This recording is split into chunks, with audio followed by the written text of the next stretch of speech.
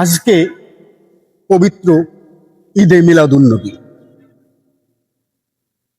মানুষ দুইটা ঈদের কথা মনে রাখে, কিন্তু প্রিয় নবীজি মুহাম্মদ সাল্লাল্লাহু আলাইহি ওয়াসাল্লামের যে জন্মদিন, এই জন্মদিনটাকে বলা হয় ঈদে মিলাদুন্নবী।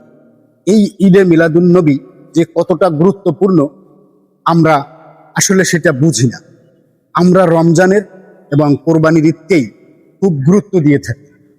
আসলে নবীজির জন্মদিন হলো সবচেয়ে খুশির দিন, সবচেয়ে আনন্দের দিন। মুহাম্মদ সাল্লাল্লাহু আলাইহি সাল্লাম পৃথিবীতে আগমন করেছে বিধায়ী আজকে আমরা সুখী শান্তিতে বসবাস করছি, সুস্থতার সাথে আছি। মহান আল্লাহ মুহাম্মদ সাল্লাল্লাহু আলাইহি ওয়াসাল্লামকে যদি পৃথিবীতে না পাঠাতেন, তাহলে সমাজ এত সুন্দর হতো না, এই পৃথিবীর আলো আমরা দেখতাম না।